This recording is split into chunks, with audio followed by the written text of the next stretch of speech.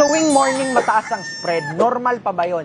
Yes, normal po kapag morning mataas ang spread. Kasi yung tinatawag natin na Asian session. Kapag Asian session po kasi, ang nagtitrade lang dyan, yung mga maliliit na market katulad ng Japan tapos Australia, medyo maliit lang. Kasi ang powerhouse ng Forex ay USA tsaka United Kingdom talaga. So bakit tumataas yung spread? Nagkakaroon ng manipulation. Kayang i-manipulate ng mga brokers yung spread nila kapag morning kasi less ang competition. Diba, kapag mas marami ang competition, nagkakaroon ng price war, pababaan ng pababaan.